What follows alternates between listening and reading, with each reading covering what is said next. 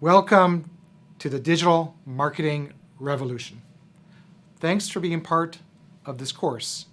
Let's begin by taking a look at where we're going and what you will learn. This course is part of the University of Illinois' digital marketing specialization. However, it's a bit different from the other courses in this specialization and is a bit unlike any other course on this topic. In fact, I believe there's no other course quite like this anywhere in the world.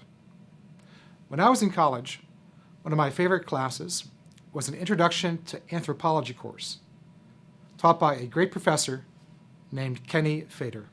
One of the things I remember from that course was Professor Fader saying that the goal of anthropology was to make the strange familiar and the familiar strange. In essence, this is what we will try to do in this course. We'll take a close look at a very familiar territory, the analog world, and carefully consider how this world is affected by something that is still quite new and somewhat strange, the digital world. Let me give you an example of what I mean. When I was in high school, listening to music was strictly an analog activity. You either listened to FM radio and hoped that they would play a song that you liked, or you bought a vinyl record or perhaps a cassette tape that included your favorite songs. Now, back in 1983, if you wanted to buy a record, you went to your local record store, where you had a lot to choose from. Back then, there were about 1 billion record albums sold across the world. Then, the digital revolution arrived.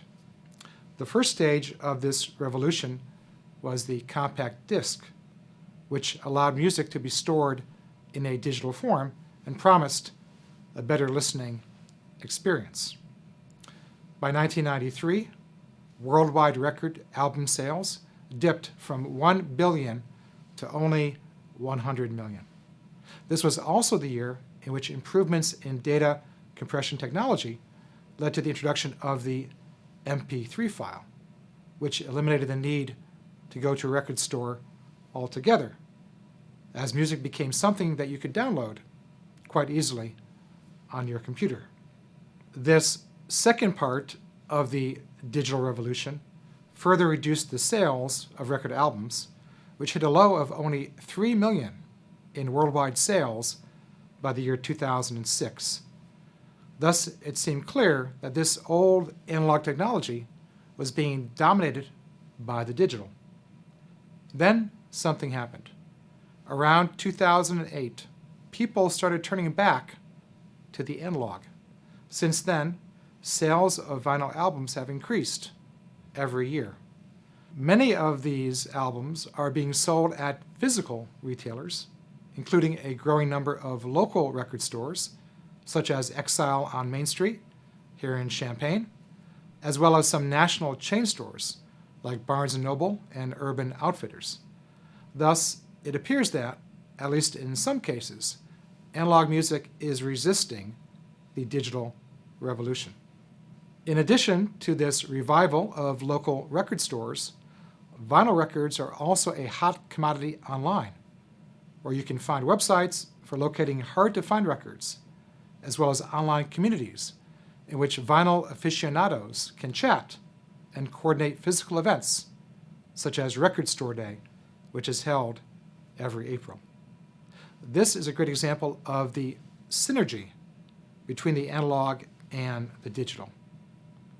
Now, although they may look the same as records that were sold back when I was in high school, many of today's vinyl records have also been transformed by the digital revolution.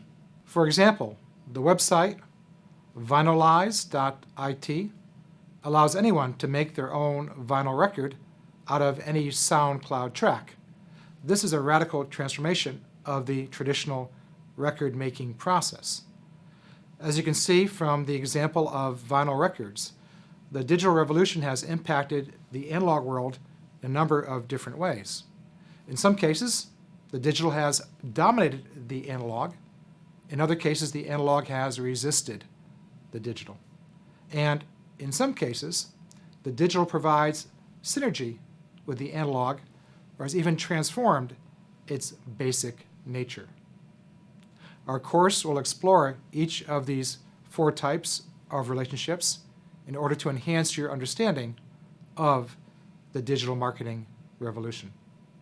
We'll examine each of these 4 relationships using a variety of learning modalities, including video lectures, case studies, hands-on exercises, vicarious experiences, and interviews with a variety of faculty experts. By engaging in these various learning activities, you will increase your appreciation of how the digital revolution has affected the analog world. More specifically, there are 4 key lessons that I hope you take away from this course. First, the analog and the digital are 2 very different types of worlds, and each has their own distinct sets of benefits. Second, the value of these different sets of benefits will vary based on a number of factors, such as product type, buyer characteristics, or geographic location. Third, the relative value of analog benefits and digital benefits affect the relationship between these 2 types of technologies. For example, when the benefits of the digital exceed the benefits of the analog, we will see cases of digital dominance. Fourth, and finally, within each of the 4 types of analog-digital relations, that's dominance, resistance, synergy, and transformation, we see regularly occurring patterns across different types of products and services. Knowledge of these patterns can be used to enhance your ability to leverage both the digital as well as the analog. Are you ready to begin? Great. Let's get started.